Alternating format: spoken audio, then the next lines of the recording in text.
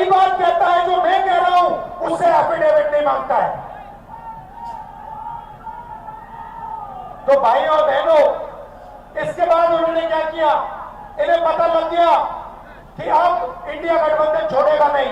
इन्हें पता लग गया कि हम बात समझ गए हैं वोट चोरी कैसे होती है, हम डुप्लीकेट वोटर की बात समझ गए हैं, फेक एड्रेस की बात समझ गए हैं, फॉर्म 6 की बात समझ गए हैं। तो इन्होंने अब नई तरकीब निकाली है, SIR। SIR मतलब बिहार की जनता से उनका वोट चोरी करने का तरीका। पहले छुप के करते थे, अब खुलेआम सबके सामने।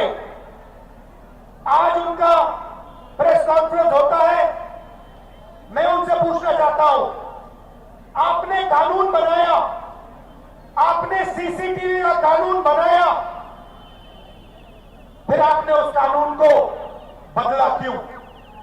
सरकार ने क्यों बदला? मैं एक और सवाल पूछना चाहता हूं। भाइयों और बहनों, आप जानते हो कि इलेक्शन कमिश्नर पर कोई भी केस नहीं किया जा सकता है।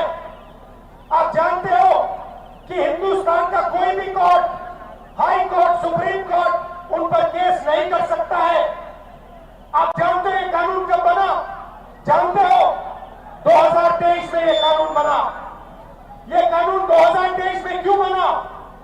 क्योंकि नरेंद्र मोदी और अमित शाह ये चाहते हैं कि इलेक्शन कमीशन के खिलाफ कोई कार्रवाई नहीं कर पाए, क्योंकि इलेक्शन कमीशन उनकी मदद कर रहा है, उनके साथ वोट चोरी कर रहा है।